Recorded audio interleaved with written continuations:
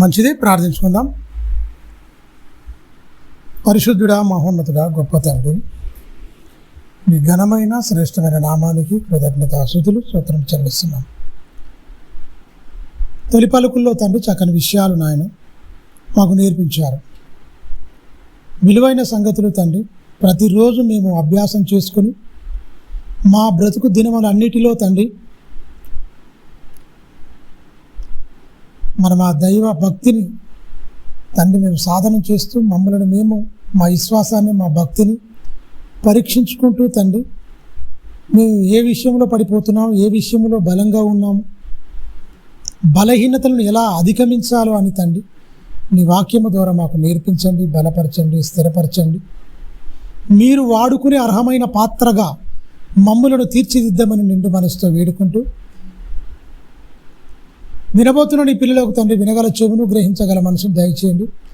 చెప్పబోతున్న నన్ను మరుగుపరిచి సూటిగా నాతో మా అందరితో మీరే మాట్లాడమని నిండు మనసుతో వేడుకుంటూ క్రీస్తునామని ప్రార్థన అడుగుతున్నాం తండ్రి, ఆమేన్. ప్రభువు నామనందరికీ వందనాలు, క్రీస్తుల శుభాలు.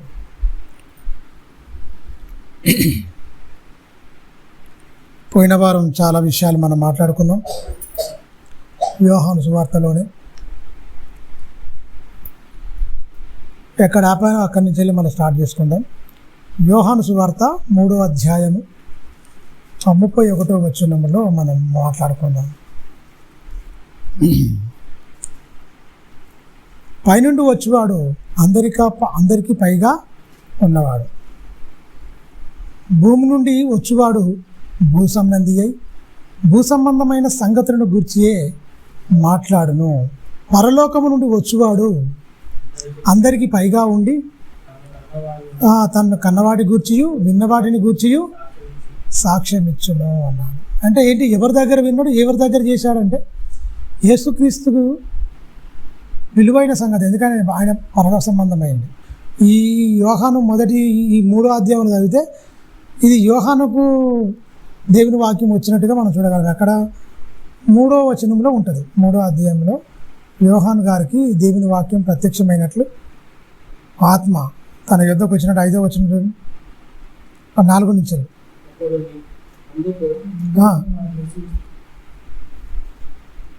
3వ అధ్యాయము నికోదేము వచ్చి మాట్లాడుతుంటాడు. మొత్తం కొత్తగా ఎలా జన్మించాలి అన్నాడు. కొత్త జన్మ గురించి చెప్తూ రాత్రి వేళ వస్తాడు. యూదుల అధికారి అయిన నికోదేము పరిసయ్యుడు ఒకడుండెను. అతడు రాత్రి వేళ వచ్చిండు. ఎవరి దగ్గరికి? యేసుక్రీస్తు దగ్గరికి వచ్చింది. యేసుక్రీస్తు దగ్గరికి వచ్చి మాట్లాడుతుంది. ఇది అదో యేసుక్రీస్తు సందర్భం. ఇదో ఇప్పుడు మనం మాట్లాడుకున్నది యేసుక్రీస్తు కాదు, యోహాను గారు మాట్లాడుతున్న సందర్భం. ఈ సందర్భాలన్నీ మాట్లాడిన అన్నీ యేసు వెళ్ళిపోయిన తర్వాత గ్రంథస్థం చేయబడిన మాటలు అన్నీ ఎవరికి వారే మాట్లాడారు. అవి కూర్చి పరిశుద్ధాత్మ ప్రేరణతో ఎవరేం మాట్లాడారు, ఎవరి మధ్య ఏం సంభాషణ జరిగింది అన్నది లిఖితపూర్వకంగా గ్రంథస్థం ఎవరి ద్వారా చేయించిండు? ఇది జెబెదయి కుమారులు ఒకడైన యోహాను గారు. ఈ ఫస్ట్ మాట్లాడింది యేసుక్రీస్తుకు నికోదేముకు జరిగిన సందర్భం. సెకండ్ టైం ఏంటంటే మళ్ళీ ఎవరికి జరుగుతుంది? యోహాను గారికి జరుగుతున్న సందర్భం. 22 నుంచి అందుకు యోహాను ఇట్లా నేను ఒకరికి పరలోకం నుండి అనుగ్రహింపబడితేనే కానీ ఎవరు ఏమీ పొందనేరరు. నేను క్రీస్తును కాననియు అంటే యెషయా గ్రంథంలో ఆయన ఒక ప్రవచనం ఉంటుంది. ఆయన మార్గం సరళం చేయండి అంటే యేసుక్రీస్తు కంటే 6 నెలలు పెద్దవాడు. ఎవరు? ఈ బాప్తిసం ఇచ్చే యోహాను గారు. జకరియా ఎలిజబెత్కు వృద్ధాప్యం మందు పుట్టినవాడు, దేవుని సంకల్పానుసారంగా వచ్చినవాడు. ఈయన పట్ల ఒక గొప్ప ప్రణాళిక ఉంటుంది. ఏలియా శక్తియు ఆత్మయు గలవాడు అని చెప్తారు, చూసినారా? ఆయనే ఈయనే. ఎవరు? ఈ బాప్తిసం ఇచ్చే యోహాను. ఈయన ఆహారం తినడు. తేనె అడవి మిడతలను అడవి తేనెను తిని ఉన్నవాడు తప్ప భోజనం కూడా వాడు. మళ్ళీ ఒంటి చుట్టూ కూడా ఈయన వస్త్రాలు ధరించుకున్నవాడు కాదు. ఈయన బీదవాడేం కాదు. ఈయన అభయ తరగతిలో చేరినవాడు. వీళ్ళ తండ్రి మంచిగా ఈయన ధూపం వేసేవాడు. అంటే యాజక ధర్మం జరిగించేవాడు. అన్నిట్లలో 10వ వంతు లేవి గోత్రం చెందినవాడు. 10వ వంతులో ఈయనకు అన్నిటికీ వచ్చేయి మొత్తం. ఆస్తులు బాగానే ఉంటాయి. ఇన్ని రోజులు పిల్లలు లేరంటే ఇన్ని రోజులు యాజకత్వం పుట్టినే ఉంటాడా? బాగానే ఆస్తులు మంచిగానే ఉండాలి, కానీ నేను అన్నిటికీ దూరం అయిపోతాడు, దూరంగా ఉంటాడు. లేక లేక ఒక కొడుకు పుడతాడు. ఆ ఒక కొడుకు ఎలా ఉన్నాడంటే అడవిలోనే ఉంటాడు, మిడతలు తేనె తింటాడు. ఒంటి చుట్టూ ఏం కప్పుకుంటాడు? ఒంటె రోమం అంటే ఒంటె చర్మాన్ని ధరించుకొని ఉన్నవాడు, ముల చుట్టూ దట్టి కట్టుకొని ఉన్న వ్యక్తి ఈ యోహాను గారు. మొదట మాట్లాడింది నికోదేముకు యేసుక్రీస్తుకు జరిగిన సంభాషణ. ఇప్పుడు మనం మాట్లాడుకుంటుంది యోహాను గారు మాట్లాడుతుండ్రు. అంటే వాళ్ళు వచ్చి అడుగుతున్నారు, నువ్వు ఎవరి అంటారు. ఎవరిని? ఈయనను. నేను క్రీస్తుని కాదు, మీరు అనుకున్న వ్యక్తిని నేను కాదు. నా గురించి ఒక ప్రవచనం ఉన్నది, ఆ ప్రవచనంలో రాయబడిన వ్యక్తిని నేను ఆయన. అంటే యెషయా గ్రంథం చదివితే ఒక లేఖనాల మీద పట్టుంటే వీళ్ళకి గుర్తొచ్చు. వీళ్ళు ఏమైనా మనుషులు పెట్టిన పారంపర్య ఆచారం మీద గుర్తుంది తప్ప దేవుడు పెట్టిన ఆజ్ఞలు వీళ్ళు బొత్తిగా వదిలేసిరని చెప్పొచ్చు. దాంట్లో మార్కు సువార్త 7వ అధ్యాయంలో క్లియర్ కట్గా యేసుక్రీస్తు చెప్పేశాడు, మీరు పెదవులతోనే నన్ను గణపరుస్తూ మీ హృదయం చాలా దూరంగా ఉంది, వేషధారులైన మిమ్మల్ని గురించి యెషయా ప్రవచించి సరే అంటే ఎప్పుడో 750 సంవత్సరాల క్రితము క్రీస్తు పూర్వంలో చెప్పిండు వీళ్ళ భక్తిహీనత గురించి, వీళ్ళ ఉన్న అంధత్వం గురించి, వీళ్ళు వాక్యం అంటే లెక్కలేనితనం గురించి యెషయా గారు ప్రవచించిన సందర్భం చెప్పిండు, యేసుక్రీస్తు చెప్పిండు. ఈయన వచ్చిన తర్వాత నువ్వు ఎవరివి? ఆ ప్రవక్తవా? నువ్వు క్రీస్తువా? నువ్వు ఎవరంటే నేను క్రీస్తుని కాదు, ఆ ప్రవక్తని కాదు. నా గురించి ఒక ప్రవచనం ఉంది, ఆ ప్రవచనం నెరవేర్పిగా వచ్చిన వాడినే నేను అని నేను చెప్పుకుంటుండు. ఎవరు? ఒకసారి యెషయా గ్రంథం చూడండి, 40వ అధ్యాయం. యెషయా గ్రంథం 40వ అధ్యాయం చూస్తే మొదటి 2-3 వచనాలు చూడండి. యెషయా గ్రంథము నా జనులను ఓదార్చుడి. చూడన్నా ఆయన గురించే ఉంటుంది. ఏది? 3వ వచనం, ఆలకించుడి. అడవిలో ఒకడు ఈయన ఎవరు ప్రకటించట? ఆయనే అడవిలో ప్రకటిస్తున్నట్టు ఎవరు? ఈయన పుట్టక మునిపే తెలుసా?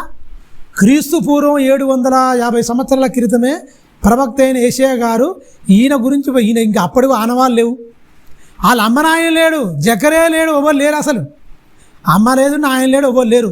ఈయన పుట్టబోక ముందు ఎప్పుడో క్రీస్తు పూర్వం ఈయన గురించి ఒక ప్రవచనం ఉంది. మరి అన్ని రోజులు వాళ్ళు గొడ్రాలంటే అది దేవుని ప్రణాళిక, ఇదంతా దేవుని ప్లానింగ్ అని మనం చెప్పవచ్చు. 3వ వచనం చదువునానా?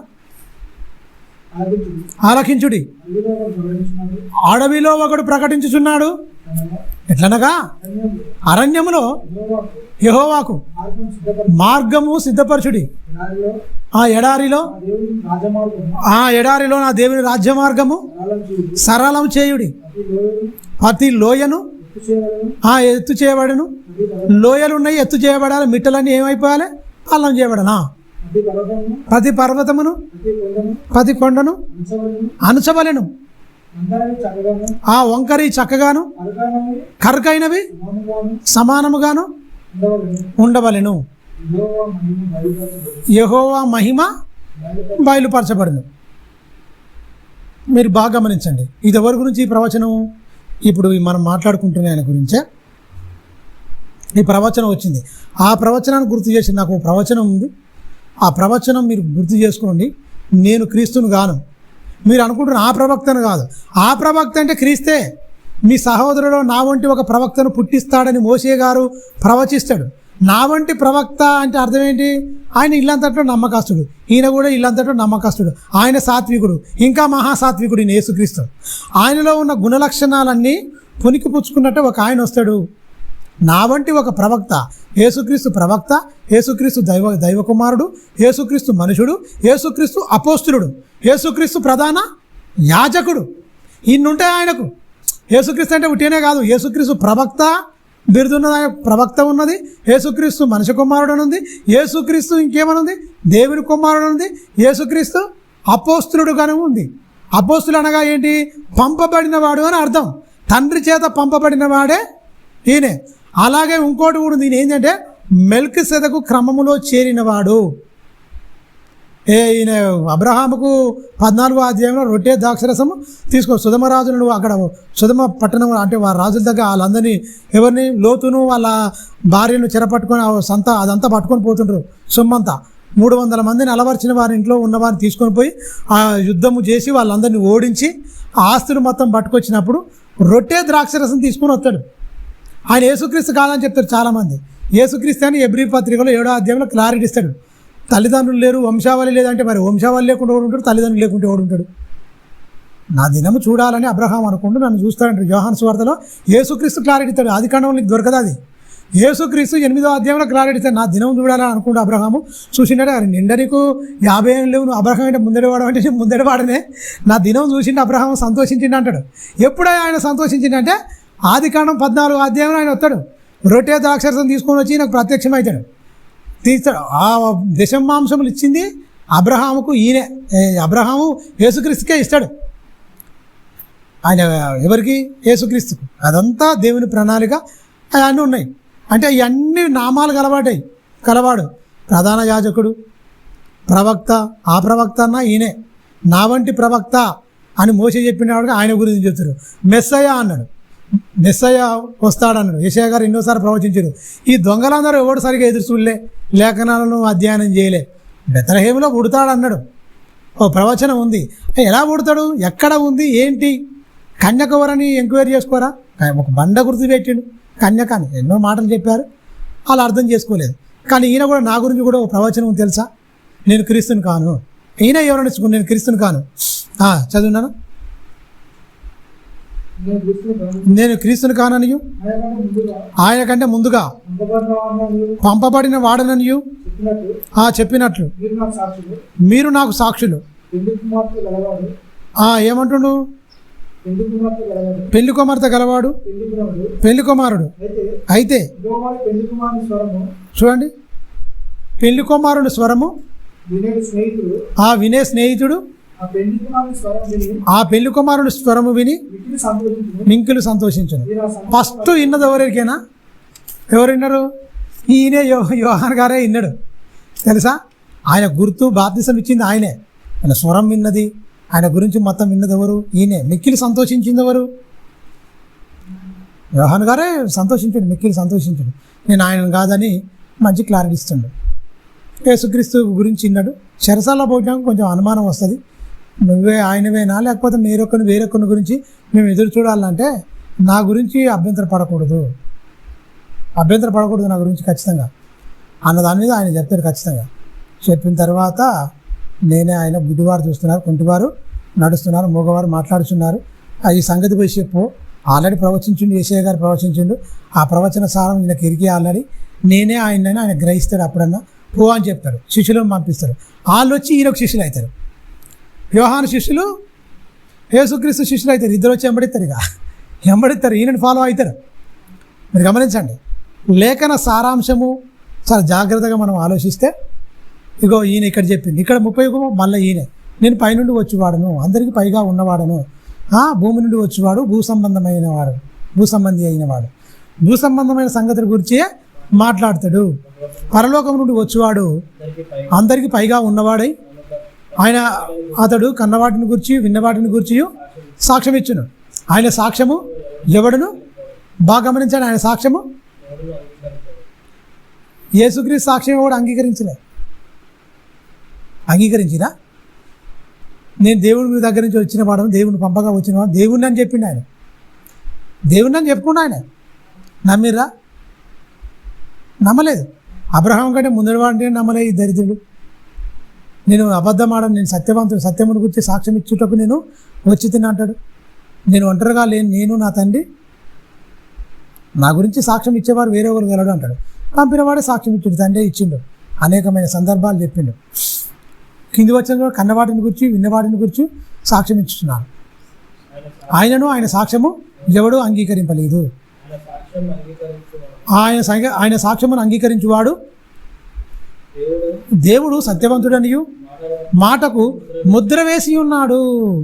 ఏలయనగా దేవుడు తను పంపిన వానికి కొలత లేకుండా ఆత్మను అనుగ్రహించి ఉన్నాడు గనుక ఆయన దేవుని మాటలే పలుకును, వేరొక మాటలు పలకడు, కళ్ళబొల్లి మాటలు చెప్పడు. దేవుని మాటలే ఉన్నట్టుగా చెప్పిండ్రు. అంటే ప్రవక్తలు చెప్పారు, అపోస్తులు చెప్పారు. ఇప్పుడున్న వాళ్ళందరూ దొంగ మాటలు చెప్పుకుంటున్నారు. మీరు గమనించండి. కొద్దిమంది ఎక్కడెక్కడో కొద్దిమంది సత్యం ఉన్నట్టుగా మాట్లాడుతుంది తప్ప అందరూ వాక్యంలో లేని కలిపి సరిపెట్టి బుచ్చడని వచ్చేసినాయి మొత్తం. తెలుసా? కొలత లేకుండా ఆత్మనిచ్చాడు. ఆయన ఆట ఏందట? దేవుని మాటలే పలుకుతాడట, కానీ ఇంకో మాట పలకడట. తండ్రి కుమారుణ్ణి ప్రేమించు చున్నాడు గనుక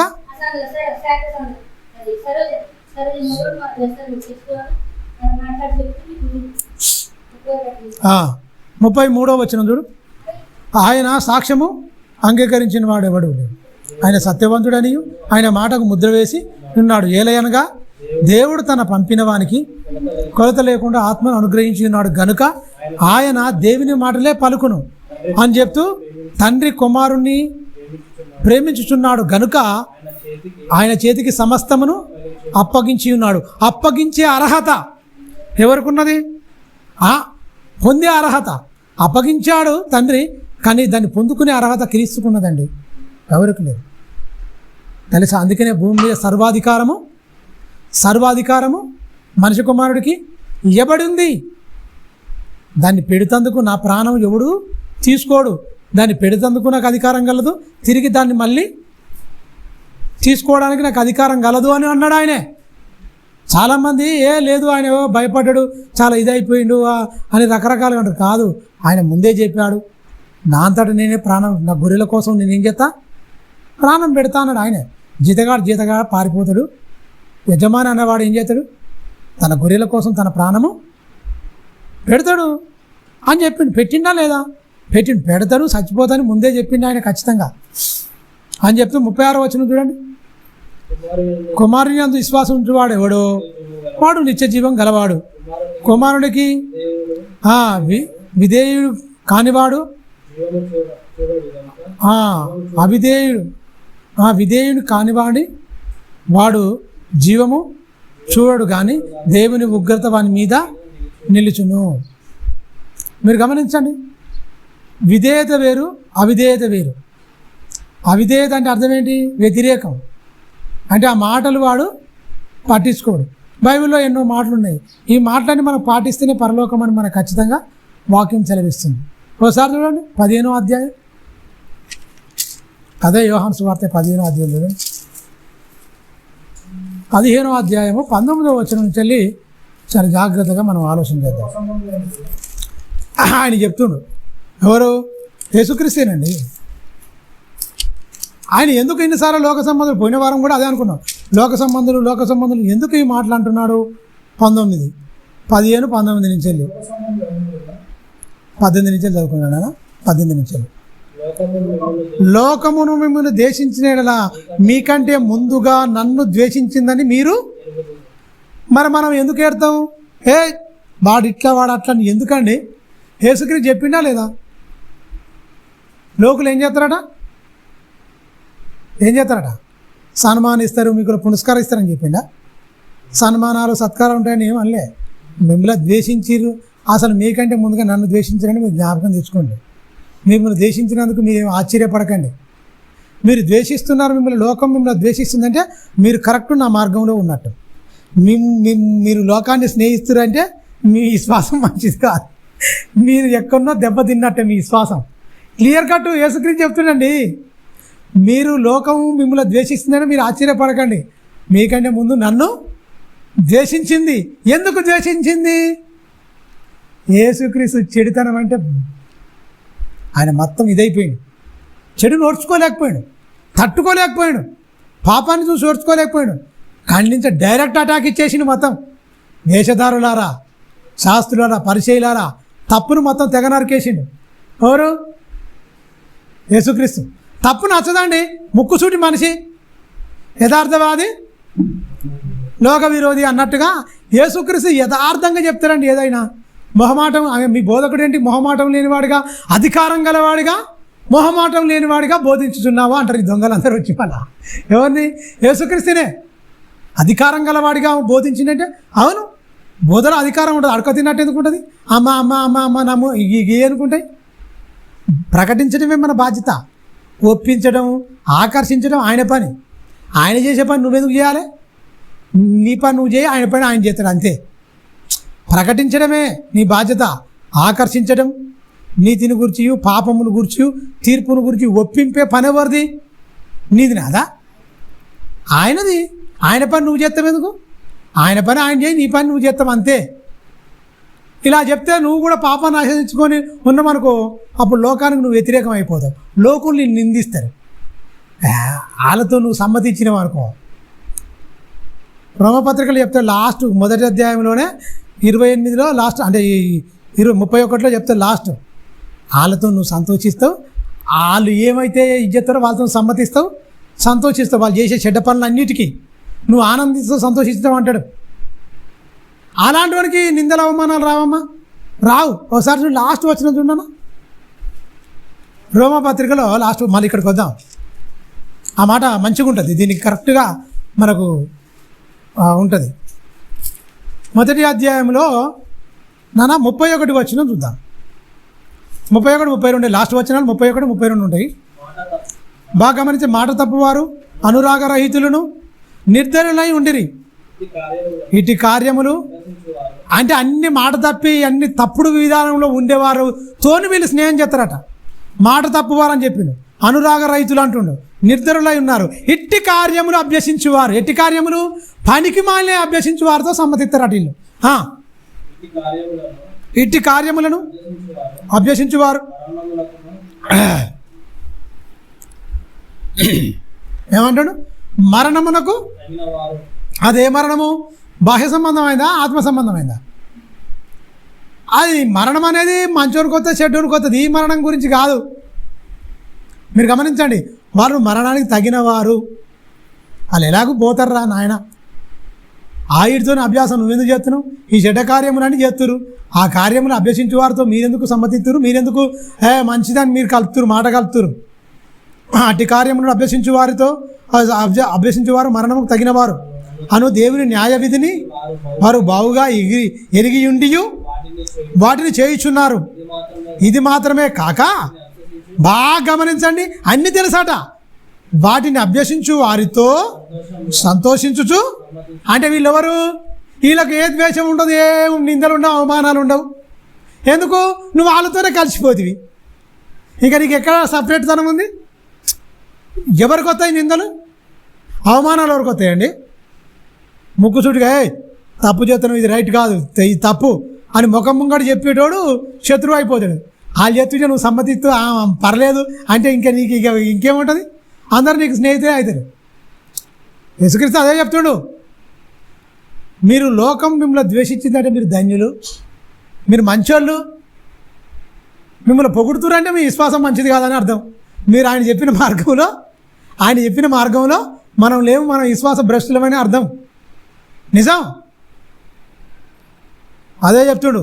వాటిని అభ్యసించే వారితో మీరు అభ్యసించుతున్నారు. అట్టి కార్యములను అభ్యసించే వారితో అభ్యసించేవారు మరణముకు తగినవారు అను దేవుని న్యాయ విధిని వాళ్ళ బాగుగా ఎరిగి ఉండి వాటిని చేయుచున్నారట. ఇది మాత్రమే కాక, వాటిని అభ్యసించుచు వారితో సంతోషంగా సమ్మతిస్తున్నారంటే దేవుని వాక్యం విని. రెండు ద్వంద్వ విధానాలు అంటారు. ద్వంద్వ విధానాలు. లోకం కావాలి, నాకు దేవుడు కావాలి. ఉంటే నువ్వు వెచ్చగానే ఉండు, చల్లగానే ఉండు. నువ్వు వెచ్చగా ఎందుకు? లోకం కావాలి, దేవుడు కావాలన్నా. నువ్వు ఉంటేనేమో దేవుళ్ళని ఉండు, నువ్వు ఉంటే ఫుల్లుగా లోకంలో ఉండు. రెండిట్టాలు ఉంటే ఆయన ఒప్పుకోడు. ఇక్కడ రండి, మళ్ళీ రండి, ఇక్కడికి రండి, యోహాను సువార్తకి రండి.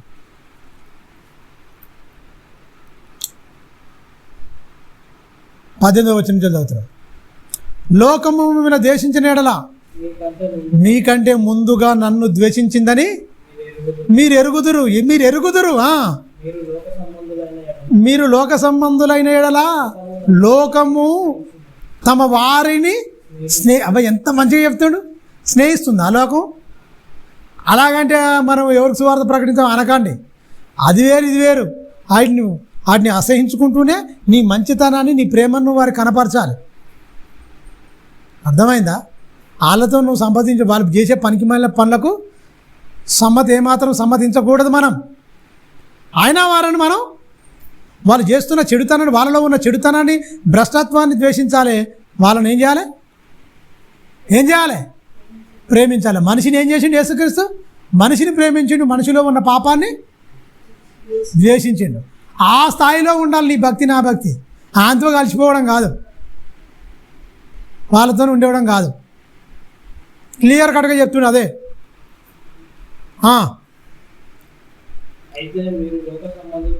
చూడండి, అయితే మీరు లోక సంబంధులు కారు. బాగా గమనించండి, నేను మిమ్మును లోకములో నుండి ఏర్పరచుకుంటుని. ఎలా ఏర్పరచుకుండు? పాపముల చేత అపరాధముల చేత చచ్చిన వారమై ఉండగా మన కోసం వెల చెల్లించిండు. విమోచన క్రేదనముగా తన ప్రాణాన్ని ఒడ్డిండయ్యా. దేనికోసం? నీ పాపము నుంచి విడిపించడానికి వెల చెల్లించిండు. అమూల్యమైన రక్తం, ప్రాణాన్ని వెల చెల్లించిండు. ఏ రోగం ఏముందండి? ముట్టుకున్న పోది పట్టుకున్న పోది. రోగం గురించి కానే కాదు. యేసుక్రీస్తు రోగం గురించి కాదు వచ్చింది, నీ పాపాన్ని తీసివేయడానికి వచ్చింది. ఈ దొంగలందరూ ఏం చెప్తున్నారు? ఇకనా రోగాల గురించి అని చెప్తుండు. గుడ్డివాడు చూస్తుండు, మంచివాడు చూసి ఏం చెప్తుండు? దరిద్రుడు. నాకు గెలవకడుతా. చెవిటివాడు వింటున్నారు అంటుండు, బాగానే ఉంది. నువ్వు విని ఏం చెప్తున్నావు? కొండాలు చెప్తున్నావు. చెవిటోళ్ళు నయం నన్ను అడిగితే, గుడ్డోళ్ళు నన్ను నయం. ఈ పాప ప్రపంచం చూడకుండా వాడు ఏ పాపం చేయకుండా ఉంటుండు. చెవిటోడు ఈ దుష్కార్యములు, ఈ చెడ్డ మాటలు వినకుండా వాడు ఉంటుండు మంచోడు. మూగోడు నయం, ఈ పనికి మాల చెత్త మాటలన్నీ మాట్లాడకుండా మంచిది. వాళ్ళని చూసి జాలిపడతారు, నిన్ను చూసి జాలిపడాలి వాడు. ఎందుకరా? నీకు నోరు ఉంది కాబట్టి దాన్ని నువ్వు ఎలా వాడుతున్నావురా? చెవులుండి విని నువ్వు ఏం చేస్తున్నావురా? దేవుడు అదే జాలిపడతాడు. ఎవరే నువ్వు అన్ని ఉండి నువ్వేం చేస్తున్నావు? ఆయనకు 1% అయితే నీకు 2% అయిపోతుంది. మనకు ఒక దెబ్బ ఉంది అనుకో, 10 దెబ్బలు, నీకు 100 దెబ్బలు అన్నట్టు ఉంటుంది. తెలుసా? అన్నీ ఆయన దేవుడని, మనుషుడు ఎవడు చేయలేని ఆయన చేసి చూపించిండు. అదే నేను ఇక జరుపుకుంటూ పోతామని కాదు, అదే జరపమని చెప్పలే. అది ఒక పెట్టుబడిగా వినియోగించుకొని మనుషుల బలహీనతను ఆధారం చేసుకొని మనుషులు మొత్తం వాక్యంలో ఒకటి ఉంటే వీడు ఒకటి చెప్పుకుంటూ పోతాడు. నిందల అవమానాలు తీసేయమంటారు. వస్తాయిరా అని ఆయన చెప్తే తీసేయి ప్రభువా, తీసేయి ప్రభువా. ఎంతమంది ప్రార్థన చేశారు? ఈయనేమంటుండు? వస్తాయండా పోతాయండా. వీళ్ళేం చేస్తారు? ఏం చేస్తారు? ప్రార్థన చేస్తారు. తీసేయి ప్రభువా, ఇవి రాకుండా వస్తాయిరా నాయన, నాకే ఉన్నాయి. ముందు నన్నే లోకం నన్ను ద్వేషించిందని జ్ఞాపకం చేసుకో. నేను మిమ్మల్ని లోకం నుంచి ఏర్పరచుకున్న వరకాల ఏంటి? ఇక పాపంతో మీకు జోలి లేదు. పాపంతో మీకు జోలి లేదు. పాపాన్ని మీరు అసహించుకోరు. క్రీస్తులోకి వచ్చారు. క్రీస్తులోకి వచ్చే వరకు అందరికీ, లోకానికి ఏమైపోయింది? పాపం చేస్తులందరికీ మీరేమైపోయారు? శత్రువులు అయిపోయారు. ద్వేషిస్తురు, మిమ్మల్ని తులనాడుతురు, శత్రువులుగా భావిస్తురు. ఎందుకు భావిస్తురు? వాళ్ళు చేసే పనులు మీరు చేస్తలేరు కనుక.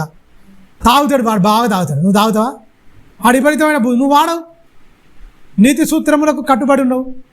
న్యాయ విధులకు నీకు ఉన్నాయి ఖచ్చితంగా. అందుకే లోకము ఓర్వలేదు. మంచిని చూస్తే లోకం ఓరుతుందా? ఓర్వదు. అందుకే నువ్వు మంచిగున్నా బట్టగాల్చి మీదేసి కడుక్కోపోరా అంటది. బట్టగాల్చి మీదేసి కడుక్కోపో అంటది. లోకం అంతే. లోకపు పోకట, లోకపు తత్వం. అందుకే నేను లోకంలోంచి మిమ్మల్ని వేరుపరచుకున్నాను అంటుండు.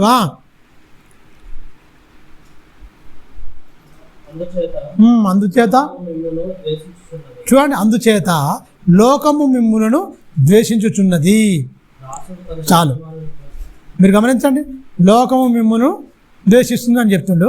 చెప్పిన తర్వాత 20వ వచనంలో, దాసుడు తన యజమానుడి కంటే గొప్పవాడు కాడని నేను మీతో చెప్పిన మాట జ్ఞాపకము చేసుకున్నాడు అని చెప్తూ, బాగా గమనించండి. లోకులు నేను పుట్టిన కాంచెల్లి నాకు హింసే స్టార్ట్ అయింది.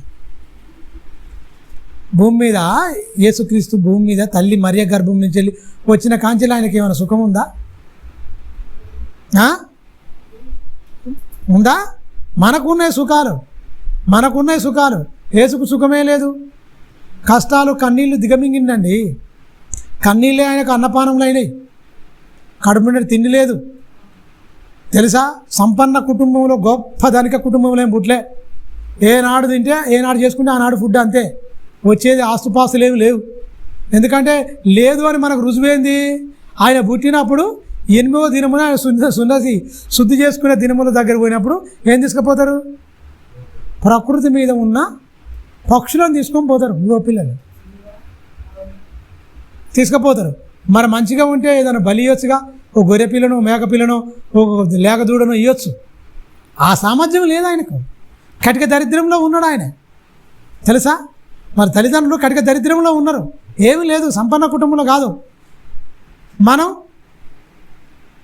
అంత ఉండి లోకాన్ని మొత్తం ఒక్కవైపు ఆయన వైపు ఆకర్షించుకుంటే ఏం దొరికినా ఎవరు లేని పరిశుద్ధత, ఎవరు లేని ప్రత్యేకత ఆయనలో ఉంది. ధనవంతుడు అంటే లోకం మొత్తం చూపించుకోవచ్చు, తెలుసా? కానీ నేను ఎక్కడ భయంకరమైన కటిక దరిద్రతలో ఉన్న వాళ్ళ కుటుంబంలో పుట్టాడు. ప్రపంచం మొత్తం ఒక్కసారి ఆకర్షించుకుందంటే ఆయనలాగా బతికినోడు ఒక్కలేడు. రక్త మాంసములు ధరించుకొని భూమి మీద ఉన్నన్ని రోజులు ఆయనలాగా బతికినోడు ఏ ఒక్కలేడు, ఆయనలాగా మాట్లాడినోడు ఏ ఒక్కలేడు. అలానే ఎవరి సాక్ష్యం ఇచ్చారు ఎరికేనా? ఎవరు ఇచ్చారు అనుకుంటారు? బంట్రోతులు ఇచ్చిర్రు, అధికారులు ఇచ్చిర్రు. చూడండి ఒకసారి, మళ్ళీ ఇక్కడికి వద్దాం. ఆయన ఎంత గొప్పోడో అధికారులు ఇచ్చిర్రు, దిమ్మ తిరిగిపోతుంది. అసలు మామూలు కాదు ఆయన గురించి సాక్ష్యం ఇచ్చింది. 7వ అధ్యాయం నాన్న, 7వ అధ్యాయము మనము 37 నుంచి చదువుకొస్తే ఆయన చెప్పిన మాటలన్నీ కొంతమంది వచ్చి విన్నారు, బంట్రోతులు వచ్చి విన్నారు. 37 నుంచి చదువుకుందాం. ఆ పండుగలో మన మహాదినమైన అంత్యదినమున యేసు నిలిచి, ఎవడైనను దప్పిగొని ఎడల నా యొద్దకు వచ్చి దప్పి తీర్చుకొనవలెను. నా యందు విశ్వాసం ఉంచువాడెవడో లేఖనము చెప్పినట్లు. ఇది ఎక్కడ ఎరికేనా? యెషయా గ్రంథంలో రాయబడ్డది. ఇది రూకల్లా ఆహారం, దాని కొరకు రూకలు ఎలా చెల్లిస్తారు? మీరు నా దగ్గర పానీయం చేయండి, రూకలు ఇవ్వకుండానే నా దగ్గర ఆహారం భుజించండి అని చెప్పిన మాట ఒకటి ఉంటుంది, లేఖనం నెరవేరినట్టు. అదే ఇక్కడ చెప్తాడు ఆయన. యేసుక్రీస్తు ఏ మాట మాట్లాడినా లేఖనాలను అనుసరించే కానీ ఆయన ఎక్కడ డివేట్ కాడు.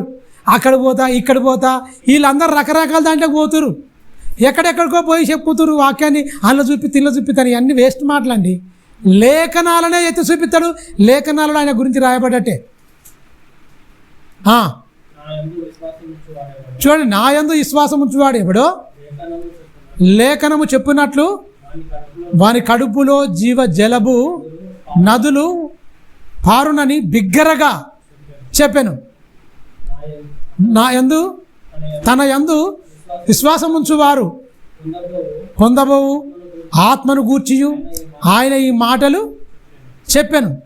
యేసు ఇంకను మహిమపరచబడలేదని గనుక ఆత్మ ఇంకను అనుగ్రహింపబడలేదు.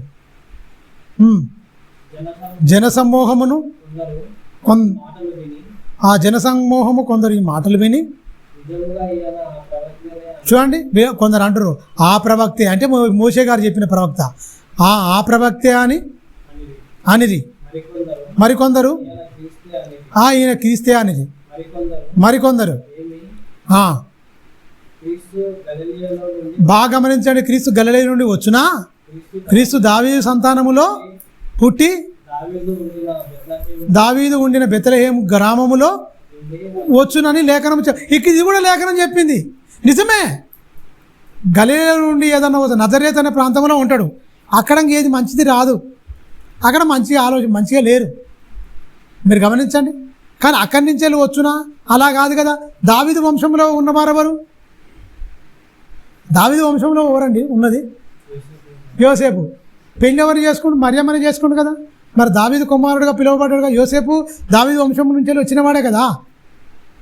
వాళ్ళు అక్కడ బతుకుతున్నా, పుట్టింది ఇక్కడనే, గర్భవతి అక్కడ ఉన్నా కూడా, ఆమె అక్కడనే ఉన్నా కూడా ఆ గలిలయ నుంచి వెళ్ళి ఎక్కడికి వచ్చిర్రు? నజరేతు నుంచి వెళ్ళి. వాళ్ళు నివసించేది నజరేతు, అక్కడి నుంచి వెళ్ళి ఎక్కడికి వచ్చిర్రు? బెత్లెహేముకి వచ్చిర్రు. బెత్లెహేములో ఎక్కడ పుట్టినో తెలియదు, ప్లేస్ చెప్పలే. మార్గ మధ్యంలో పుట్టడం అయితే బెత్లెహేం గ్రామంలో పుట్టాలి ఖచ్చితంగా, దావీదు ఊరిలో బెత్లెహేములో పుట్టాలి ఖచ్చితంగా. ఎక్కడ పుట్టిండో ప్లేస్ చెప్పలే. జనసంఖ్య మొదటి జనసంఖ్య దినములలో అని ఉంటుందండి, ఫస్ట్ ప్రజాసంఖ్య. దాన్ని తీసుకుంటే యేసుక్రీస్తు ఎప్పుడు పుట్టినో తెలిసిపోతుంది. చాలామంది డేట్ లేదు అంటే బైబిల్లో డేట్ లేదు, కానీ అక్కడ చూస్తే గ్రంథాల్లో ఇప్పుడు యూదులు రాసుకుంటారు కదా, ఆ ప్రజాసంఖ్య మొట్టమొదటి ప్రజాసంఖ్య దినములలో అంటే ఎక్కడ పుట్టిరు ఏం కథ అంటే అక్కడ ఆ ఏ నెల ఏం కథ అని చెప్తే ఖచ్చితంగా తేలిపోద్ది, తెలుసా. కానీ మనకు అవసరం లేదు, లేని దాని గురించే ఇంత ఓరెచ్చిపోతుంది మొత్తం 2 నెలలు మొత్తం. పుట్టినరోజు తెలిసే అవసరం లేదురా, నా సాగు రోజే తెలియాలి ప్రపంచానికి, నా మరణ సమాధి పునరుత్థానం తెలవాలి, నా పుట్టినరోజు అవసరం లేదంటే ఈ మరణ సమాధి పునరుత్థాన్ని పక్కకు దూసేసిరు. విందులు వినోదాలు లైట్లు గీట్లు మొత్తం ఏం చేస్తారు. ఆయన ఎప్పుడు పుట్టిండు, ఆయన దేవునికే పుట్టినరోజు చేసేంత మహాభక్తులు ఎదిగిరు. నా అపోస్తులు చేయలే, నా మరియమ్మ చేయలే, ఎవరు చేయలే, తల్లిదండ్రులు చేయలే, అపోస్తులు చేయలే, ఎవరు చేయలే. అంత గొప్ప స్థాయికి ఎదిగిరు. ఏది వద్దురా అని దేవుడు చెప్తాడు దాన్నే చేస్తా ప్రభు అంటారు ఈ దుర్మార్గులు. అంటే వాక్యం తెలియకుండా గిచ్చే చేస్తారు అన్ని మొత్తం అన్నీ చెప్తుంటే ఇక మనకు వచ్చినాం. అన్నీ చెప్తుంటే ఒకరు వచ్చి ఉన్నారంటే ఇద్దరిని పంపించారు కొంతమంది దొంగలు. లేఖనం నెరవేరింది, బెత్లెహేము నుంచి వచ్చును కదా, గ్రామంలో నుండే వచ్చును కదా అని లేఖనం చెప్పుతుంది కదా అని అనిరి. కాబట్టి ఆయనను గూర్చి జనసమూహంలో భేదములు పుట్టెను.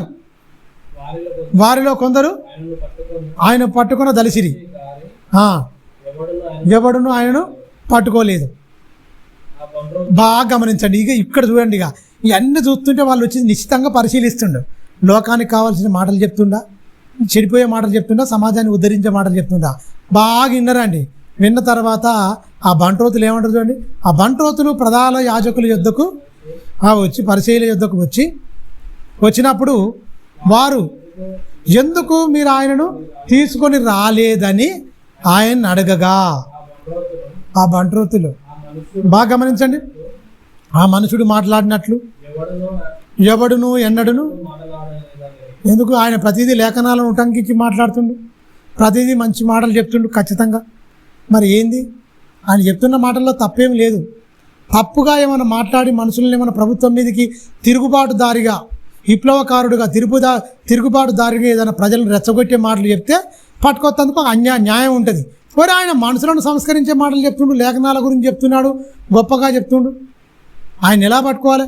ఆ మనుషుడు మాట్లాడినట్టు ఇంకా సుదీర్ఘమైన ప్రసంగం ఉంటుంది. వాళ్ళు ఇంకా పైనుంచే చదివితే ఇంకా గొప్పగా ఉంటాయి. అయితే ఏముంటుంది? ఆ మనుషుడు మాట్లాడినట్టు ఎవరు ఎనడు మాట్లాడలేదు అని ఎవరు? బంట్రోతులు, ప్రభుత్వ అధికారులు, సైనికులు స్టేట్మెంట్ ఇస్తారు. పోయి దిమ్మ తిరుగుతుంది. అంటే ఈ మనుషుడు ఒక మనిషాకారంలో ఉన్నాడు, కానీ మనుషుడు మాట్లాడినట్టుగా ఆయన మాట్లాడలేదు. ఎందుకు? ఆయనే ఈ లోక సంబంధి కాదు కనుక. ఆయన ఎవరు? పైనుండి దిగి వచ్చినవాడు కనుక, దేవుడు పంపకవాడుగా వచ్చినవాడు కనుక. లోక సంబంధమైన భూ సంబంధమైన మాటలు మాట్లాడేవాడు భూ సంబంధి మాట్లాడతాడు. కానీ నేను పరలోకం నుంచి వచ్చిన కాబట్టి పర సంబంధమైన మాటలే మాట్లాడతాను. ఆ పర సంబంధమైన మాటలు విన్న వీళ్ళు ఏం చేసిరేకైనా ఆ బంట్రోతులు ఆ మనుషుడు మాట్లాడినట్టు ఎవడు ఎన్నడు మాట్లాడలేదయ్యా. మనుషుల్లో చాలా వింటారు కదా, చాలా వింటారు. అందరూ మంచి మంచి ప్రసంగాలు వింటారు. వాళ్ళు బందోబస్తుకి వెళ్తారు, చక్కగా వింటారు, అన్నీ ఉంటాయి. గొప్ప గొప్ప రాజుల మాటలు వింటారు. కానీ ఎవ్వరి మాటలు అంత గొప్పగా అనిపించలే. మనుషులు ఈ మనుషుడు మాట్లాడేది ఎవ్వడు అని చెప్తుండే చూడండి. ఎవ్వడు ఎన్నడు మాట్లాడంగా మేము ఇన్నేళ్ళు అవుతుంది, మాకు 40 ఏళ్ళు 50 ఏళ్ళు వచ్చినాయి మా జీవితంలో. ఎవడు లేడు ఇంత మంచిగా మాట్లాడినోడు. ఏ మనుషుడు అంటున్నారు? ఏ మనుషుడు రక్త మాంసములు ధరించినోడు అట ఏ ఒక్కడు మాట్లాడట యేసుక్రీస్తు మాట్లాడినట్టు. ఎంత గొప్ప స్టేట్మెంట్ ఇస్తారు మీరు గమనించండి. దిమ్మ తిరిగిపోయే స్టేట్మెంట్ ఇచ్చి వీళ్ళు పోయి పట్టుకరాపోయారు, వాళ్ళు పంపించారు. అరే పట్టుకొత్తందుకు ఆయనలో ఏముందిరా ఆయన, ఏ మనుషుడు ఆయనలాగా మాట్లాడలేదు అని స్టేట్మెంట్ ఇచ్చినట్టు మీరు గమనించండి. యేసుక్రీస్తు మాటలు అంత గొప్పగా ఉంటాయి. లైవ్లో విన్నరాలు మనం అక్షరాలు చదువుకుంటేనే మన ఒళ్ళు పులకరించబోతుంటే డైరెక్ట్ లైవ్లో ఇంటి ఎలా ఉంటుంది? డైరెక్ట్ ముఖాముఖిగా యేసు నోటిగుంట జాలువారుతున్న జీవపు మాటలు విని ఒళ్ళంతా పులకరించిపోయింది. ఒరే ఇలాంటి ఆ జైలు పెట్టేది అసలు జైలు నరహంతకులు దుర్మార్గులు లోకంలో ఉన్నారు. సమాజాన్ని ఉద్ధరించేవాడిని అరెస్ట్ చేసేది ఎవర్రా మీకు చెప్పేది? వీళ్ళు అరెస్ట్ అయిపోయారు ఆయన మాటలకు. వద్దు అతడు సమాజంలో ఉండాలి, ఉంటే క్రైమ్ తగ్గుతుంది, ఉంటే నేరాలు తగ్గుతాయి, ఉంటే మొత్తం ఘోరాలు తగ్గుతాయి, ఉంటే సమాజం మొత్తం పీస్ఫుల్గా మారిపోద్ది, సమాధానంగా ఉండిపోద్ది. ఇలాంటి వాడు ఉండాలి సమాజంలో. చట్టాలతో పని లేదు, అధికారులతో పని లేదు, అందరినీ పునరుద్ధరిస్తాడు మంచిగా అని అర్థం చేసుకురు వాళ్ళు 1-2 గంటలల్లో. మరి మనకెందుకు అర్థమవుతలేదు? కొన్ని సంవత్సరాల నుంచి దేవుని మాట్లాడుతున్నా ఎందుకు ఎక్కట్లేవు, ఎందుకు అర్థమవుతలేవు? ఆ బంట్రోతులు గొప్ప, మనం గొప్ప? ఎవరికి అర్థమైంది వాక్యం? సిలువలో దొంగనికి అర్థమైంది టక్కున, ఇక్కడ వీనికి అర్థమైంది. బంట రోజులకు వచ్చిర్రు, విన్నరు, పట్టుకపోవాలి అసలు, లేకపోతే ఉద్యోగాలు పోతాయి, ఎందుకు అరెస్ట్ చేయలేదని. పోతే పోని చూసుకున్న తర్వాత ముచ్చట. ఇలాంటి వాడు మాత్రం బయట ఉండాలి, సమాజంలో ఇలాంటి వాళ్ళు ఉండాలి అన్నట్టుగా అర్థం చేసుకుంటే మీరు గమనించండి. ఆ కొద్దిసేపట్లనే ఆ కొద్ది మాటలనే ఇంత ప్రభావితం అయిపోతే ఇన్ని మాటలు ఆయన ఆది కాండం నుంచి మరా గ్రంథం వరకు చెప్పిండా యేసుక్రీస్తు? ఏం చెప్పలే. ఆ కొద్ది మాటలినే ఆ హృదయాలు మొత్తం తెప్పరిల్లిపోయినాయి. లైవ్లో విన్నారు, డైరెక్ట్ విన్నారు వాళ్ళు. సమాజాన్ని ఉద్ధరించేవాడివయ్యా, నువ్వు చాలా గొప్పవాడివయ్యా, నువ్వు ఉండాలి, నీలాంటి వాడు కదా. ఏ మనుషుడు మాట్లాడలేదు అంటున్నాను. వాళ్ళ భయం లేకుండా చూడండి, మేము కూడా రాజులు కూడా మనుషుడు అంటే ఏంటి, రక్త మాంసములు ధరించిన ఏ ఒక్కడు కూడా ఆయనలాగా మాట్లాడలేదు. ఇది పెద్ద స్టేట్మెంటు, మామూలు స్టేట్మెంట్ కాదు. ఉద్యోగాలు పోతే అవసరం అనుకుంటే తలలు తీసేస్తారు. ఏంట్రా నువ్వు ఇలా మాట్లాడతావురా, ఆడు నేరస్తుడని మేము పంపిస్తే అతనికి ఒత్తాక్స్ పలుకుతారు. మీరు పోయి మీ ఉద్యోగాలంటే మేము చెప్పినట్టు మీరే రాలే, మీరు మాకు వచ్చి హితబోధ చేస్తారు మాకు అని అవసరం అనుకుంటే చంపుతారు, ఉద్యోగాల నుంచి తీసేస్తారు. వాళ్ళు తెగించి ఈ మనుషుడు మాట్లాడినట్టు ఎవ్వడు ఎన్నడూ మాట్లాడలేదు అంటారు. ఎవడు అంటే ఎంత దమ్ము ఉండాలి, ఎంత ధైర్యం ఉండాలి ఆ మాట చెప్పడానికి. పరిశుద్ధాత్మ దేవుడు వాళ్ళ మాటల్ని ఇక్కడ రికార్డ్ చేసి పెట్టింది. బైబిల్ను చదివేటప్పుడు చాలా జాగ్రత్తగా సంభాషణ ఎవరి నుంచి ఎవరికి జరుగుతుంది, ఏం కథ, పరిచయంలో బుర్ర తిరిగిపోయింది. ఆయన ఎందేమైనా విశ్వాసం ఉంచి అధికారుల్లో కూడా ఆయన ఎందు విశ్వాసం ఉంచినా ఏంది, మీరు కూడా మోసపోతిరా. ఈ దొంగలు వినరు, ఇంటోళ్ళను వినలేరు, వీళ్ళు మారుతోలను మారనేరు, వీరు నేర్చుకోరు, ఇంకోరు నేర్చుకోనివ్వరు, వీరు మార్చుకోరు, ఇంకోరిని మార్చుకోనివ్వరు. దొంగలీళ్ళు, శాస్త్ర పరిచయాలు. అందుకనే అంటాడు యేసుక్రీస్తు, ఒకరిని మీ మతంలో కలుపుకున్నటకు భూమిని సముద్రము చుట్టివేసిద్దరు, ఆడి కలిసినప్పుడు మీ మతంలో కలిసినప్పుడు దౌర్భాగ్యులారా మీకంటే 200 నరకపాత్రుని చేస్తారు. ఏం బోధిస్తురా మీరు? మతాన్ని బోధిస్తున్నారు, మార్గాన్ని బోధిస్తున్నారు, దేవుని ఆజ్ఞలను బోధిస్తున్నారు, హితవాక్యాలను బోధిస్తున్నారు, దేవుని మనసును బోధిస్తున్నారు. మీరు పెట్టుకున్న పారంపర్య ఆచార్యములను పనికిమాల చెత్తంతా బోధించి మనుషులను నరకపాత్రలను చేయిస్తారు అని యేసుక్రీస్తు ఆవేదనతో, హృదయం మొత్తం వేదనతో నిండిపోయి వాళ్ళను గద్దించిన మాటలు, హెచ్చరించిన మాటలు ఉన్నాయి. ఆ మత్తయి సువార్త ఆ 23 అధ్యాయం మొత్తం చదువుకుంటే మొత్తము దుమ్ము దులిపేస్తాడు మొత్తం వాళ్ళని అందరినీ. ఏంట్రా మీ భక్తిహీనత, ఏంటి మీ బతుకులు? సున్నం కొట్టిన సమాధులురా మీరు, సున్నం కొట్టిన సమాధులు మీరు. బతుకున్నామన్నా మీరు ఆ సమాధిలో పెట్టిన శవం ఎట్లాంటిదో అంతకంటే భయంకరమైన వ్యక్తులు రా మీరు అని చెప్పిండు. ఎంత వేదన ఉంటే ఆ మాట మాట్లాడతాడు. శాస్త్రము, పరిచయము, ధర్మశాస్త్ర ఉపదేశకులం అని చెప్పారు. ఏది మీ ధర్మశాస్త్ర పాండిత్యం? లోకములో మొత్తం ఉన్నది. అందుకనే మీరు మనుషులందరి, మీరు భూసంబంధులుగా మారిపోయి దౌర్భాగ్యులారా, మీతో ఉన్న వాళ్ళందరి భూసంబంధులుగా మారిపోయి ఈ లోకమే స్థిరమన్నట్టుగా భ్రమపరిచి కోరికలను పెంచే బోధలు చేశారు, కోరికలను చంపే బోధలు చేసినారు. పరలోకపు తండ్రిగా పిల్లలుగా బతికేటట్టుగా ఉన్నారా, దయ్య పిల్లలుగా మీరు మారిపోయిరా. ఏంటి మీరు చెప్పిన బోధ అని చాలా వేదనతో చెప్పిన అధ్యాయం మొత్తం మాట్లాడుతారు ఆయన. ప్రియమైన దేవుని పిల్లరా, మరియు ఆ బంటు ప్రధాన యాజకుడి దగ్గరికి వచ్చి పరిశీలన దగ్గరికి వచ్చినప్పుడు అప్పుడు చెప్తున్నారు చూడండి, వారు ఎందుకు మీరు ఆయనను తీసుకొని రాలేదని అడగగా, ఆ బంటోతు చూడండి, ఆ మనుషుడు మాట్లాడినట్టు ఎవ్వడును ఎన్నడును, అబ్బా పెద్ద స్టేట్మెంట్ ఇది, మాట్లాడలే మేము వినలే, ఈ చెవులతో అయితే వినలే.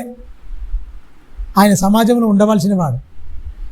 కింది వచ్చింది కదా, అందరికి పరిచయాలు దొంగలు చూడు ఏమంటారు, మీరు కూడా మోసపోతిరా, వీళ్ళందరినీ మోసపుచ్చే దొంగలు మీరు కూడా మోసపోతిరా, అధికారుల్లో కానీ పరిచయంలో కానీ ఎవడైనను ఆయన యందు విశ్వాసం ఉంచెనా? అయితే ధర్మశాస్త్రము ఎరగని జన సమూహము శాపగ్రస్తమైనదని, వీళ్ళు శాపగ్రస్తులు. అసలు ధర్మశాస్త్రం పాటించని వీళ్ళు శాపగ్రస్తులు. నిన్ను పోలే నీ పొరుగువారిని ప్రేమించమని చెప్పిండు, ధర్మశాస్త్రం చెప్పిండు. ప్రేమిస్తురా? ధర్మశాస్త్రము ఎరగని వాళ్ళు శాపగ్రస్తులు అంటారు కరెక్టే, ఎరిగిన నువ్వు పాటించ నువ్వు రా శాపగ్రస్తుడివి. నువ్వు శాపగ్రస్తుడివి, ఎరగనోడు కాదు.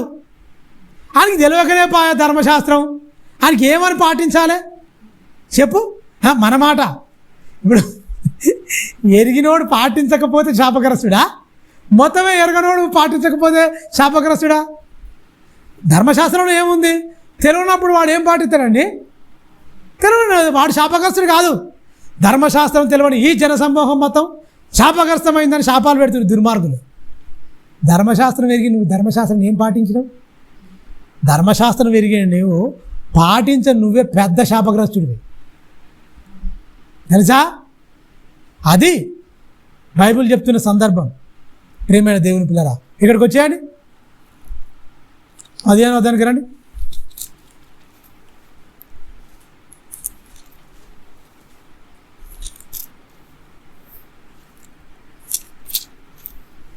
ఆ 15వ అధ్యాయము 18వ వచనం మనం చదువుకుంటున్నాం కదా. 20వ వచనం చదువుకుందాం. యజమానుడి కంటే దాసుడు గొప్పవాడు కాడని మీతో నేను చెప్పిన మాట జ్ఞాపకం చేసుకునుడి. బాగా గమనించండి. లోకులు నన్ను హింసించిన ఎడలా మిమ్మును కూడా సన్మానిస్తారు, మిమ్మల్ని ప్రేమిస్తారు అన్నాడా? హింసిస్తారు. హింసకే మీరు పాత్రులు. ఎందుకంటే లోకులు నన్ను హింసించారు. ఎందుకు హింసించారు? లోకము దాని క్రియలు నేను చెడ్డమైనందున నన్ను హింసించారు, బాధించారు. మీరు కూడా సేమ్ నేను ఎట్లా బతికిన్నో అట్లా మీరు బతితే మీకు కూడా హింసలు తప్పవు. హింసించుదురు. నా మాట గైకొనిన ఎడలా, నా మాట గైకొని ఎడలా మీ మాట గైకొందరు. అయితే వారు నన్ను పంపిన వారిని ఎరుగరు గనుక నా నామము నిమిత్తము వీటన్నిటినీ మీకు చేయుదురు. నేను వచ్చి వారికి బోధింపకుండిన ఎడల వారికి పాపం లేకపోను. ఎందుకంటే నేను వచ్చి బోధింపకుండిన ఎడల పాపం లేకపోను. బోధించిన కదా, ఇన్ని మార్చుకోలేదు కనుక వాళ్ళు పెద్ద పాపలు. ఎప్పుడైతే వారి పాపమునకు మిషలేదు. నన్ను ద్వేషించువాడు నా తండ్రిని కూడా ద్వేషిస్తున్నాడు. యేసు ఇట్లా అట్లా ద్వేషిస్తారు కదా. కొంతమంది ద్వేషిస్తున్నారు, కొంతమంది నమ్ముకున్నామని చెప్పి ఆజ్ఞలు పాటించకపోయినా ద్వేషించినట్టు తెలుసా. ఆయన చెప్పినట్టు బతకకపోయినా కూడా వీడు ఇంటి దొంగ, ఈయన ఎవడు పట్టుకోడు. బయట అంటే వాడు దేవుని ద్వేషించినట్టు, వీడు నమ్మినట్టే ఉంటాడు కానీ నమ్మిన ప్రకారంగా పేరుకు మాత్రమే నమ్ముతాడు, కానీ మొత్తం ఆజ్ఞలు అతిక్రమిస్తాడు. ఆజ్ఞ అతిక్రమించిన వాడు ఏమైపోతాడు? ఆయన ద్వేషించినట్టే కదా, పాప అయిపోతాడు. నన్ను ద్వేషించువాడు తండ్రిని కూడా ద్వేషిస్తున్నాడు. మీరు గమనించండి, ఎవడును క్రియలను ఎవ్వడు మనిషి ఆకారాన్ని ధరించుకున్న ఏ ఒక్క వ్యక్తి చెయ్యని క్రియలట యేసుక్రీస్తు వారి మధ్య చేసిందట. ఏం చేశాడండి? ఏం చేశాడు చెప్పండి టకటక. ఏం చేశాడండి యేసుక్రీస్తు? ఏం చేశాడు యేసుక్రీస్తు? ఏం క్రియలు చేశాడండి వారి మధ్య? ఉంచిండు, నేల మీద ఉంచిండు, బురద చేసిండు, కళ్ళకు పూసిండు, సిలేం అనే కొనేటికి వెళ్ళి ఆ కన్ను కడుక్కోమని చెప్పిండు. వచ్చినాయా రాలేదా? వచ్చినాయి. చెవిటివారు టక్కున విన్నరా లేదా? మగవాడు మాట్లాడలేదా? చంద్రరోగం అని ఒక భయంకరమైన రోగం ఉంటుంది. అది ఆడ అగ్నిలో నీళ్ళల్లోనూ ఒకటే పడుతుంటాడు, ఎవడు బాగు చేయలేకపోతాడు. యేసుక్రీస్తు దగ్గరికి వచ్చే వరకు అలా బాగు చేసిండా లేదా? చాంద్రరోగం అని ఉంటుంది అనమాట. టక్కున బాగు చేసిండు. చచ్చిపోయిండు, పాడ మీద ఎత్తుకొని పోతుండు. గవని దగ్గర పోయిన పాడని ముట్టంగానే ఏం చేసిండు? టక్కున ఎదవరాల కొడుకు లేచుకోకుండా లేదా? యాయిరు కుమార్తె చిన్నదానాలు లేము అని లేచుకోకుండా లేదా? అందరూ గొల్లు చేసుకుని మొత్తం ఏడుతుంటారు. యేసుక్రీస్తు ఆడికి పోయినా కూడా యేసుక్రీస్తుని అపహాసం చేసుకుంటారు దుర్మార్గులు. మీరందరూ బయటికి వెళ్ళినట్టారు. ఆజ్ఞాపించి వెళ్ళిపోయి చిన్నదానా లెమ్ము అంటే తల్లి తాకిమే అంటాడు అనమాట. అంటే తెరవబడి ఉమా అంటాడు అది భాషాంతరం. టక్కున లేచుకోకుండా లేదా? ఆహారం పెట్టుడే అంటాడు. అవునా? చేసిండు. మీరు గమనించారు, గెరాసీన దేశంలో ఆడు మొత్తం దిగంబరై మొత్తం ఇనుప సంఖ్యలతో బంధించి ఆ మశాన వాటికలో తిరుగుతూ ఉంటాడు. యేసుక్రీస్తు వాడిని బాగు చేసిండా లేదా? స్వస్థతిత్తుడు అయిన కథం ఆయన దగ్గర పోకుండా నీ పేరేమన్నాడు? సేన అన్నాడు. ఓ అనగానే కథం పందుల మందలకు పోయిండు. ఇంచుమించు 2,000 పందులు పుట్టుకుని చచ్చిపోయినా లేదా? ఆ పర్వతంలో పడి నీళ్ళల్లో వేగంలో ప్రవాహం వస్తుంటే అందులోకి వేగంగా పోతే మొత్తం ఊపిరి మెసరక 2,000 పందులు చచ్చిపోతాయి. అయ్యా మా ప్రాంతాన్ని వదిలిపెట్టి వెళ్ళిపో మహాప్రభువా, మా లాభసాధనం మొత్తం పోయిందని వాళ్ళు వేడుకుంటారు. అవునా కదా? ఎన్ని చేసిండు యేసుక్రీస్తు? రక్తస్రావాల శ్రీ భయంకరమైన రక్తస్రావం ఉంటుంది. ఎవరికి చెప్పుకోలేదు. 12 ఏళ్ళ నుంచి భయంకరమైన వేదన అనుభవిస్తుంది. ఉన్న ద్రవ్యాన్ని మొత్తం వేపరుస్తుంది. ఎంతోమంది వైద్యుల దగ్గర తిరుగుతుంది. అస్సలు బాగా కాదు. అలా వెళ్ళిపోతుంది యేసుక్రీస్తు. ఆయన చెంగు మాత్రం ముట్టుకుంటే చాలు. జస్ట్ చెంగిలా తగిలితే చాలు, టక్కున బాగా అయితే అనుకోండి. చెంగు ముట్టుకోగా నా నుంచి వెళ్ళి ప్రభావం బయలుంది. ఎవరు అనవరకల కథ వణుకుంటే నేను బహిరంగ నేను దాగి ఉండలేనని టక్కున వచ్చేస్తుంది. నీ శ్వాసం నిన్ను స్వస్థపరిచింది. నువ్వు మంచిగా ధైర్యం గలదానివై విశ్వాసం గలదానివై వెళ్ళు అంటే నీ విశ్వాసం నిన్ను స్వస్థపరచబడింది. ఇక నువ్వు వెళ్ళిపో అమ్మ అంటాడు. వెళ్ళిపోయింది. 38 ఏళ్ళ నుంచి ఆ మండపం దగ్గర పడి ఉంటాడు. టక్కున యేసుక్రీస్తు వెళ్ళిపోతాడు. నీ పరుపెత్తుకొని నువ్వు నడువు అంటాడు. అన్నట్టు టక్కున పరుపెత్తుకొని వెళ్ళిపోతూనే ఉంటాడు. మీరు గమనించండి, ఎన్ని చేసిండు. ఆయన చేసిన ఎవడు చేయలే. 4 రోజులు ఉంటాడు లాజరు. దయ ప్రపంచ పునర్జన్మ అందు లేస్తాడు. అందరితో పాటు వాళ్ళు లేస్తాడు, నా తమ్ముళ్ళు లేస్తాడు. ఇప్పుడు కాదంటది. నమ్మితే దేవుని మహిమ చూస్తావు. పునరుత్థానము జీవము నేనే. ఏమనుకుంటున్నాను? నువ్వు నమ్మితే కథం దేవుని మహిమ చూస్తావు అంటాడు. లాజరు బయటికి రా అనగానే కథం పేదవస్త్రం చుట్టుకొని టక్కున బయటకు వచ్చేస్తాడు. ఆత్మ పాతాళంలో ఉంటుంది, పరదేశిలో ఉంటుంది. శరీరం అనేది భూమి సమాధిలో ఉంటుంది. భూమి మీద నుంచి పిలిస్తే పాతాళంలో ఉన్నవాడు టక్కున ఆత్మ అనేది శరీరంలోకి వచ్చి టక్కున లోపలికి వచ్చేసింది. ఇకనన్నా ఆయన ఎంత శక్తివంతుడో గుర్తించాల సమాజం. పాత పరదేశంలో ఉంటుంది పోయి ఆత్మ పోయి భూమి మీద ఉండి కేకేస్తాడు. అక్కడికి వెళ్ళింది, టక్కున ఉరికొచ్చింది, దేహంలోకి వచ్చింది ఆత్మ. అది చూసుకొని వచ్చేసింది. ఏ మనుషుడు చేయని నేను చేసిన వారి మధ్య ఇలాంటి క్రియలు చేసిన నేను 2 చేపలు 5 రొట్టెలు 5,000 మందికి పంచిపెట్టిన. 7,000 మందికి 5,000 మందికి పంచిపెట్టిండు. గంపలు ఎత్తుకున్నారు, తిన్నారు. ఇన్ని చేసిన ఏ మనుషుడు చేయలే. అన్ని క్రియలు చేసిన నేను అన్నాడు. ఎప్పుడు చదవండి.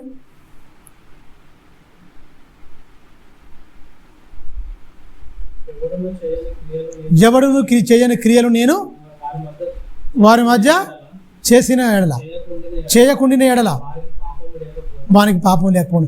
నేను చేయకుండిన ఎడల వాడు పాపం లేకపోను. ఇన్ని చేసినా కూడా నమ్మతలేవు, నీకు పాపం ఉందిరా. ఇన్ని చేసినా కూడా నువ్వు నమ్మవా? ఎందుకు నీకు సందేహం? ఇన్ని చేసినావు కదా, ఇన్ని చూసిరు కదా. ఒకవేళ నేను అవన్నీ చేయకపోతే నీకు పాపం లేకపోవు. ఎందుకంటే నేను చేయలే, సాధారణంగా వచ్చిన కాబట్టి నువ్వేం చూడలే. చచ్చిపోయిన సైతం లేచిన, బాగలేని సైతం బాగు చేసిన, కుష్ఠరోగులు ముట్టుకుంటే టక్కున శుద్ధుడైనాడు మొత్తం. ఇంత గొప్పగా చేసిన నేను మీ క్రియలు ఒకళ్ళు నేను చేయకపోతే నీకు పాపం ఉండకపోవు. ఇన్ని చేసినాక నువ్వు పాపాన్ని మూట కట్టుకున్నావు అన్ని చూసి నమ్మక.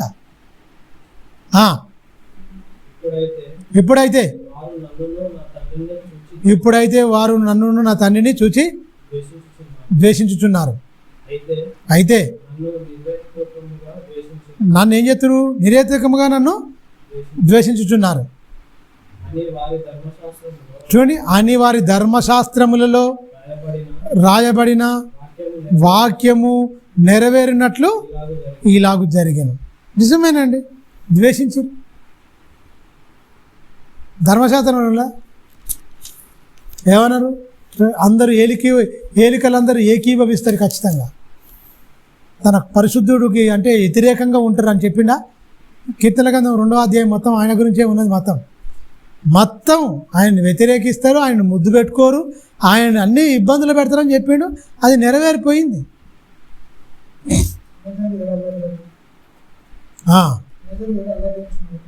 అన్యజనులు ఎలాగ అల్లరేపుచున్నారు, జనులు ఎలాగ వ్యర్థమైన వాటిని యోచించుచున్నారు. మనం వారి కట్లు తెంపుదాము రండి, వారి పాశములను మన యుద్ధ నుండి పారవేయుదాము రండి చెప్పుకొనుచు. ఏమంటుండు? భూరాజులు. ఏంటి భూరాజులు అంటే ఏంటి? ఏలికలు, పాలించే నాయకులు ఏకీభవించినాడు మొత్తం.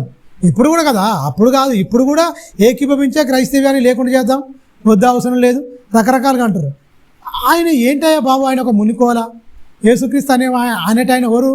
పెద్ద మునికోల, పెద్ద అనుబాంబు కాదు, కొన్ని లక్షల అనుబాంబులు అంత ఎంత ఉంటుందో అలాంటి వాడు ఆయన. తెలుసా? ఒక బాంబును మొత్తం చేసి బిగించి ఒక తొడుగు జరించుకొని వచ్చినవాడు. బిగ్ బ్యాంగ్ థియరీ అంటే మాట, విస్ఫోటనం జరిగింది పెద్దది.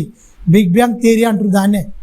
పెద్ద విస్ఫోటనం జరిగింది ఈ సృష్టి ఆవిర్భవించడానికి, ఈ సృష్టి కలగడానికి కారణం పెద్ద విస్ఫోటనం జరిగిందండి. ఆయన మాటే విస్ఫోటనం. తెలుసా? ఆయన వచ్చుడు కూడా ఎలా అని చెప్పిండు? భయంకరుడుగా వస్తే ఆకాశం అంతా కనిపిస్తాడట. నువ్వు యేసునాని నువ్వు సాధించేదే ఉంది, యుగ యుగాలు కాలిపోతే తప్ప. ఆయన ములికోలా తన్నినమంటే అయిపోయినట్టే.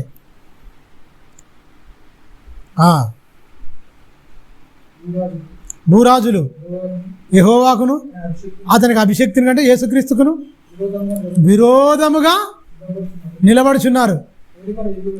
ఏలికలందరూ ఏకీభవించి ఆలోచన చేయుచున్నారు. చూడండి, ఆకాశం మందు ఆసీనుడైన వాడు పీచి సన్నాసులారా, మీరందరూ ఏం చేస్తారా? ఏం చేస్తారు? ఇంతలో కనబడి అంతలో మాయమే ఆవిరి వంటి జీవితాలకు ఇంత ఆశ్చర్యపడుతురా? నేను ఉన్నవాడను అనువాడను, ప్రారంభం ముగింపు లేని నా మీదనే తిరుగుబాటా మీరు? సృష్టించిన వారి మీదకే సృష్టింపబడింది తిరగబడవచ్చా? సృష్టించిన వాడు సృష్టికర్త ఆయనే. పనికి మాల నువ్వు తిరగబడతావా? నువ్వెంత, నీ బతికెంత? ఎంత అండి? చిన్న దెబ్బ తాకితే అయ్యా అని పానం తల్లడిల్లిపోతే మన బతుకులు ఎంత? కొంతకాలం అయితే కంటికి చూపు ఉండదు, చెవికి వినుకుండదు, నోటికి మాట ఉండదు, కాలికి నడుకుండదు, శాస్త్రక్షేమమై పెట్టిలో పెడతాం. ఇలాంటి వాళ్ళు ఇలా ఏకీభవిస్తే ఆకాశం మంది ఆసీనుడు ఏం చేస్తాడు? నవ్వుకుంటున్నాడ. పిచ్చి వాళ్ళ ఏంట్రా మీరు చేసేదంతా? ఏదో ఆ 30 ఏళ్ళు 60 ఏళ్ళు 50 ఏళ్ళు ఆయుష్కాలం ఇచ్చి తిరిగి రానరా, మంచిగా బతుకుర్రా అంటే మీకేం పోయే కాలం రా ఇవన్నీ? అవ్వవాదితో ఏకీభవించి భ్రష్టులు అయిపోయి ఇలా పాడైపోతున్నారు ఎందుకురా మీరు? నవ్వుకుంటాడు అంతే కదా. అన్నీ తెలిసినోడు ఏమై చేస్తాడు? ఎందుకురా మీరు ఏకీభవించి అపవాది చేస్తున్న పాపంలో పాల్గొంటారు? మీరు ఎన్ని మాటలు చెప్పారా? మీ పాపం కోసమే కదా నా కుమారుని పంపింది. ఎంతో రాజులు అనుసారనుకుర్రండి. భయపడే అవసరం లేదు. రాత్రి ప్రార్థన చేద్దామని మంచిగా ప్రార్థన చేయాలి, మొత్తం విపత్తు వస్తుంది అని వస్తాయి. దేవుడే అనుమతి ఇస్తాడు. ఆయనకు అనుమతి లేకుండా నీ తల వెంట్రుక ఒక ఇంటికి రాళ్ళు నేల కింద పడదు. తెలుసా? ఆయన ఆగి సెలవు లేకుండా నీ తల్లో ఉన్న ఇంటికున్నది ఒకటి, ఆయన సెలవు లేకుండా ఒకటి రాలి కింద పడదట. శ్రమలు వస్తాయి రాకుండా ఏమని కాదు, వస్తాయి అంటుండే ఆయనే. ఇప్పుడు మనం ఏం చదువుకున్నాం? హింసిస్తారు, నన్ను హింసించిన మిమ్మెందుకు హింసిస్తారని ఆయన చెప్తుంటే హింసొద్దు ప్రభువా, హింస పడితేనే నీకు పరలోకం, అనేకమైన శ్రమలు అనుభవించి దేవుని రాజ్యంలో ప్రవేశించాలన్న బైబిల్ బోధ. నాకు ఏ శ్రమ లేకుండా నేను అక్కడికి వెళ్తా. ఎక్కడికి వెళ్తావు? కిందికి వెళ్తావు, నరకానికి వెళ్తావు, పరదేశకి వెళ్ళవు, పరలోకం వెళ్ళవు. మీరు గమనించండి. ఇక్కడ రండి, ఇక 17వ అధ్యాయం ముగించుకుందాం. 17వ అధ్యాయము యోహాను సువార్త 16వ వచనం చూడనా? బాగా గమనించండి. యేసుక్రీస్తు అపోస్తులను ఏర్పరచుకోండి, మిమ్మల్ని నిజంగా నేను లోకం నుంచి ఏర్పరచుకున్నాను చెప్పాడు కదా. అపోస్తులను 12 మందిని ఏర్పరచుకోండి. 12 మందిలో వాడు భ్రష్టుడు అయిపోయి పక్కకు పెట్టండి అని. ఇస్కరియోతు యూదా వాడు ధనానికి, వాడు లోకము సంబంధే వాడు. ఎందుకంటే వాడు ఆలోచించిండు, డబ్బు సంచి అతనికి ఇచ్చిండు. తను యేసుక్రీస్తు చనిపోయేంత వరకు అతన్ని ప్రేమించిండు. ఏనాడు వీడు దొంగ అని చెప్పలే, ఏనాడు వీడు డబ్బులు తీస్తున్నాని చెప్పలే. హృదయం అంతరంగంలో పరిశీలించే దేవుడు ఆడు ఎలాంటి వాడో చెప్పడా? తెలుసు వీడే దొంగ అని చెప్పలే. ఎందుకంటే ప్రేమ అనేకమైన దోషములను, అది ఎగ్జాక్ట్లీగా క్రీస్తుకే సెట్ అవుతుంది. ఆ మాట ఆయనకు మాత్రమే సూట్ అవుతుందండి. ఇంకా ఎవరికి ఆ మాట తీసుకోవడానికి లేదు. ప్రేమ అనేకమైన దోషములు కప్పును. ఈడెవడు నిర్దోష? దోషిగా ఉన్నాడు, నేరస్తుడిగా ఉన్నాడు. ఆ డబ్బు సంచి దగ్గర పెట్టుకుండు, ఆ దొంగిలిసుకుంటూ వస్తున్నాడు. మొత్తం 30 వెన్నాలకు అమ్మేస్తందుకు కూడా బేరం కుదిరించుకునే రకం వీడు. బేరం కుదిరించుకోండు, తర్వాత పశ్చాత్తాపంతో తీసుకుపోయి అయ్యో ఆ నీతిమంతుడే అంటాడు వీడు. మళ్ళీ యూదా కూడా అయ్యో ఆ నీతిమంతుడి రక్తము నేను అప్పగించాను, మేము బాధపడి ఆడు ఆ వెన్న నా దేవాలయం చల్లేసి పోయి ఉరిపోసుకొని చచ్చిపోతాడు. తెలుసా? పశ్చాత్తాపడతాడు లాస్ట్కు, కానీ ఉరిపోసుకొని చచ్చిపోతాడు. అతనికి ఒక ప్రవచనం ఉంటుంది, దాన్ని చచ్చిపోతాడు. ఇక మీరు గమనించండి, ఇక్కడ మనం చాలా జాగ్రత్తగా మనం చూస్తే, నేను లోక సంబంధిని కానట్లు వారును లోక సంబంధులు కారు. బాగా గమనించండి, సత్యమందు వారిని ప్రతిష్ఠ చేయి, నీ వాక్యమే సత్యము. బాగా గమనించండి, నీవు నన్ను లోకమునకు ఏం చేసినట? పంపిన ప్రకారము నేనును వారిని లోకమునకు పంపితిని. ఎవరిని పంపిండట? పరలోకమందున్న తండ్రి పరలోకము నుంచి వెళ్ళి క్రీస్తుని లోకానికి పంపిండట. ఆ పంపబడ్డ ఆయన ఈయనొచ్చి ఏం చేసినట? లోకం నుంచి వెళ్ళి వీళ్ళందరినీ ఏర్పరచుకొని వీళ్ళందరినీ పరలోక సంబంధులుగా మలిచి, బాగా గమనించాలి, పరలోక సంబంధులుగా వీళ్ళని మరిచి ఎక్కడ పంపిండు? లోకంలోకి పంపిండు. ఎందుకు? వీరు నేను లోక సంబంధులు కాబట్టి వీరును లోక సంబంధులు కారు అంటుండు. ఎవరు? అపోస్తులు కారట, లోక సంబంధులు కారట. ఒకప్పుడు లోక సంబంధులే, కానీ ఇప్పుడు లోక సంబంధులు కారు. ఎందుకంటే వీరు పరసంబంధులు వీళ్ళు. అలా బతుకుతురు వాళ్ళు. నువ్వు అపోస్తుల బోధంతా తీ, అపోస్తుల బోధంతా మీరు తీయండి. ఎక్కడైనా సరే లోక సంబంధంగా మాట్లాడిరో చూడు. యేసుక్రీస్తు మొత్తం 4 సువార్తల్లో మీరు చూడండి, ఎక్కడ లోక సంబంధిగా మాట్లాడలే. వీళ్ళు కూడా యేసుక్రీస్తు వెళ్ళిపోయిన తర్వాత వీళ్ళు కూడా ఏం మాట్లాడారు? ఆత్మ సంబంధమైన మాటలే, ధర్మశాస్త్రము ఉన్నాయి నెరవేర్పుగా యేసుక్రీస్తు గొప్పతనం గురించి గొప్పగా ప్రకటించిన క్రీస్తుకు సైనికులు, ఒక యోధులు, మహాయోధులు, పునీతులు. ఎవరు? అపోస్తులు. 16 నుంచి చదువుతున్నా. 18 వచ్చింది తమ్ముడు. నీవు నన్ను లోకమునకు పంపిన ప్రకారము నేను వారి లోకమునకు పంపితిని, వారిని సత్యమందు ప్రతిష్ఠ చేయుము. అంటే మనమందము వాక్యం ద్వారా ఏంటి? సత్యమందు ప్రతిష్ఠ చేయుము. నీలో ఏముండాలి? నాలో ఏముండాలి?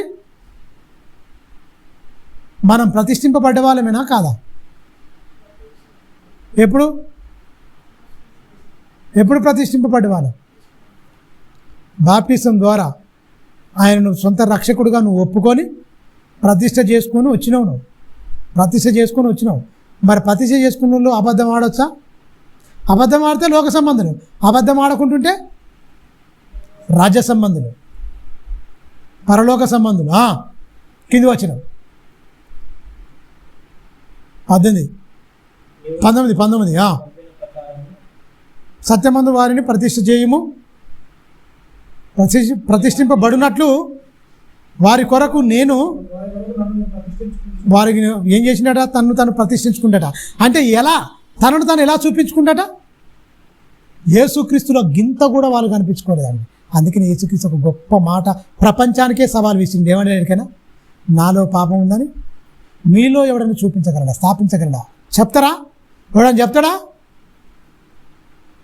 3.5 సంవత్సరాలు మీ మధ్య ఉన్న సువార్త ప్రకటనలో 30 ఏళ్ళు తల్లిదండ్రుల దగ్గర ఉన్నాడుకోండి, 3.5 సంవత్సరాలు సమాజం మధ్యలో ఉన్నాడు, సమాజంతో ఏకమైపోయిండు.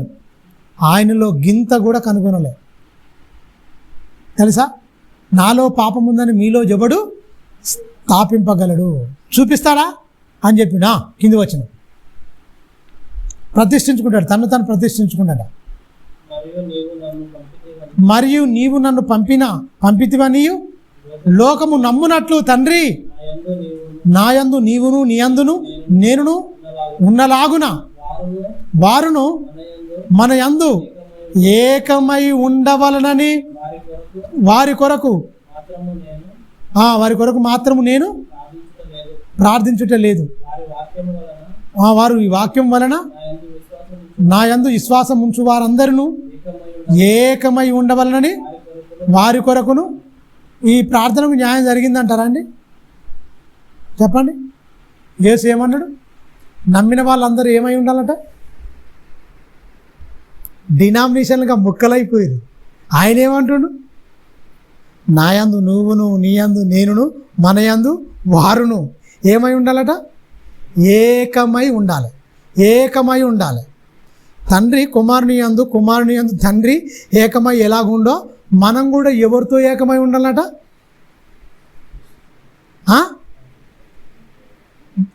క్రీస్తుతో ఏకమై ఉండాలంటుండు కదా. మరి ఇలా ఉంటేనే పరలోకం. కింది వచ్చిన ముగించుకుందాం.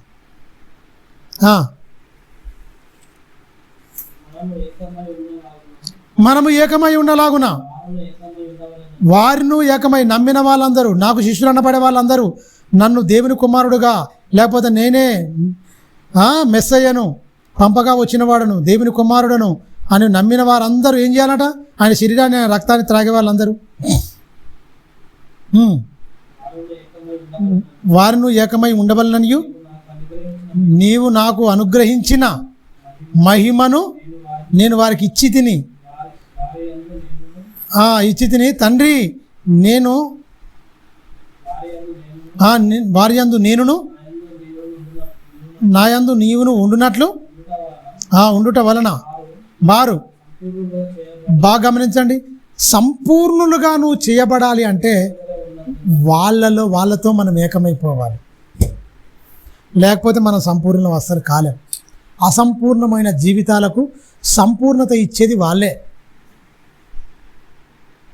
తండ్రి, కుమారుడు, వాళ్ళలో మనం కూడా ఉండాలట, ఏకమై ఉండాలి. వాళ్ళు ఎలాగైతే మన నుంచి ఎక్స్పెక్ట్ చేస్తారు, కోరుకుంటారు, పరిశుద్ధత, పవిత్రత, యథార్థత, నీతి, న్యాయం, మాట తప్పకుండా, మాట తప్పిన వాళ్ళతో నువ్వు కలిసి ఉండకుండా, అనురాగ రైతులను ఉంది కదా, ఆయన్ని చేసే వాళ్ళతో వారితో సమ్మతించకుండా, వాటి అభ్యసించే వారితో మనం కలిసిపోకుండా, మనం వేరుగా ఉండాలి. మన ప్రత్యేకత, మన కథంతా వేరే. మనం ఈ లోక సంబంధం కాదు. మళ్ళీ కరోనా రూపం మార్చుకొని మళ్ళీ ఉరికొస్తుంది పరుగున. భయంకరమైన కేసులు అవుతున్నాయి తెలుసా.